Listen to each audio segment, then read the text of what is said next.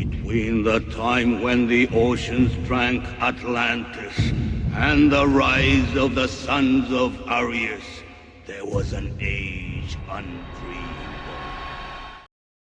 of. Ave, hijos del sol, hoy conoceremos a los vampiros más sanguinarios de toda la historia. Incluso tenemos las crónicas del primero registrado. Espero que os guste el vídeo de hoy. Nos adentramos en la Europa oscura y profunda. Durante siglos los hombres han temido a la oscuridad y los seres que moran en ella. Pero ¿qué me diríais si os digo que hay unas crónicas con los registros de los vampiros más sanguinarios de Europa? Pues bien, empezamos. La historia ha recogido algunas de las leyendas y los sucesos más detallados y destacados de toda la Edad Media, todas enmarcadas en la violencia y en la extrema oscuridad. Empezamos.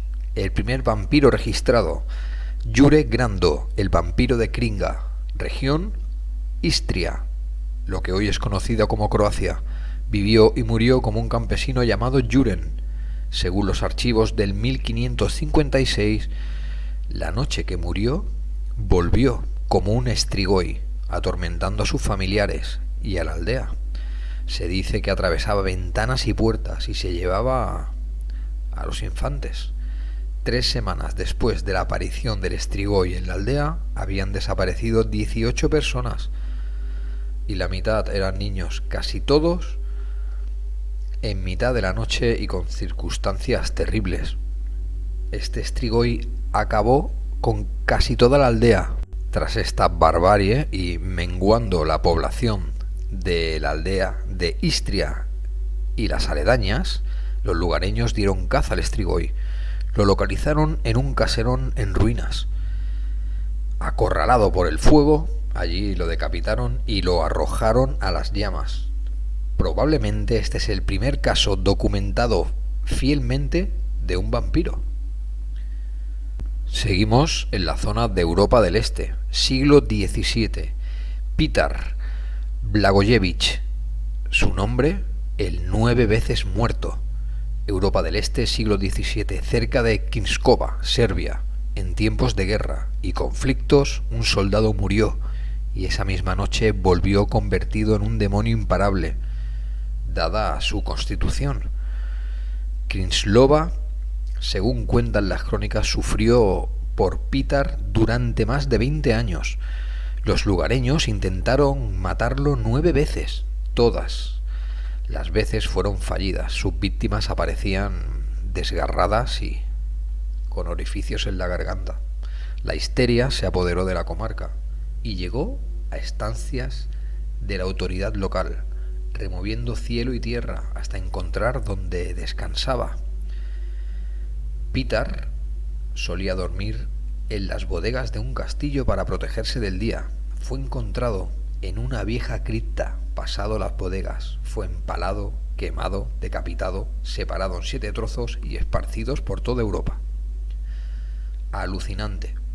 Se calcula que tuvo más de 250 víctimas durante 20 años. Durante milenios, las criptas, los caserones, los castillos abandonados han sido cuna para estos seres que pasaban por el tiempo escondidos y menguando su capacidad de comer, para así perdurar más. Otra crónica vampírica muy conocida de Europa del Este del siglo XVI es el partisano de Nedjeda. Lo llamaban la plaga. Su nombre, Arnold Paole. Fue un militar. Cuentan los informes que fue atacado por un upir al entrar en un caserón, en un bosque sombrío, pero se pudo salvar al comer tierra de su tumba. Él vivió como un humano normal, recordando este suceso. Al comer tierra de su tumba, paró la transformación, pero cuando murió, los años más tarde, esa misma noche volvió como un vampiro y fue una epidemia, de ahí su nombre, la plaga. El caso de Paole fue el determinante que desencadenó la epidemia del vampirismo en Europa. Se calculó que había cada noche 16 ataques. No se supo nada más de Paole o la plaga, como le llamaban. Última localización, los Cárpatos. Hasta allí los siguieron, a caballo. Cuentan que se quemaron aldeas enteras y los regidores de la comarca tuvieron que mandar tropas a todos los rincones del país para lidiar con esta plaga en mitad de la Europa oscura, con mitos, leyendas y sucesos reales. Estas crónicas están registradas. Estos personajes existieron, sufrieron un cambio en su vida, que ese cambio fue hacia la oscuridad. Se convirtieron en vampiros. Y ahora conoceremos a una de las mujeres más terribles de toda la historia, Elizabeth Bathory, el del Set, la condesa sangrienta. Que se sepa, más de 650 víctimas entre el 1560 y el 1614. Esta mujer de clase noble, prima de un rey, tenía una terrible obsesión: bañarse y consumir sangre de chicas jóvenes. Esta mujer acabó con las chicas de las aldeas enteras, hasta que cuando ya no pudo más tuvo que recurrir a secuestrar y asesinar a las hijas de los nobles. Esta mujer se rodeó en la corte de gente muy extraña, maestros de alquimia, de esoterismo, y entre ellos una bruja temida en Europa llamada Dorco. Esta bruja impregnó a la condesa. Vivían recluidos en el castillo, obsesionada con la inmortalidad.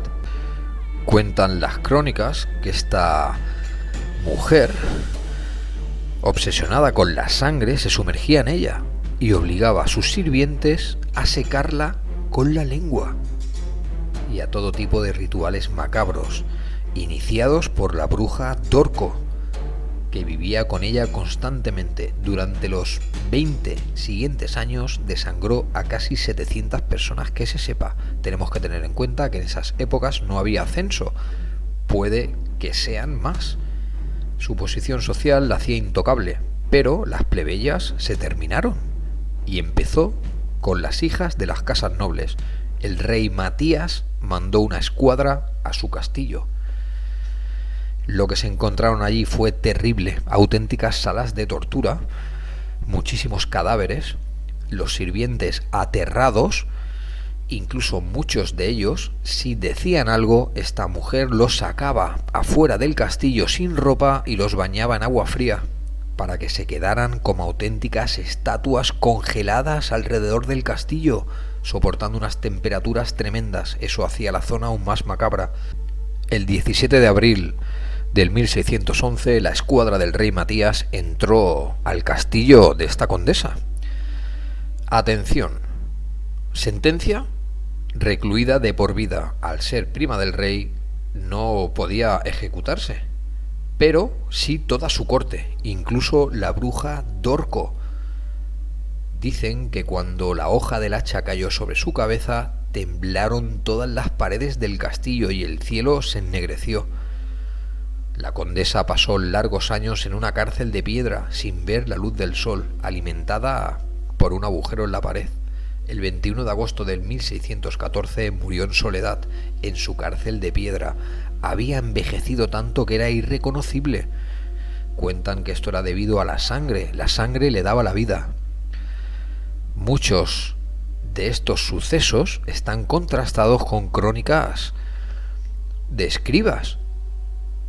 Siempre con castillos, siempre en ruinas, siempre con el máximo secretismo y la máxima leyenda. Estos temas eran tabú en esa época. Aldeas enteras habían desaparecido, como por ejemplo por causa de la plaga. La famosa plaga que asoló Europa en sus tiempos oscuros.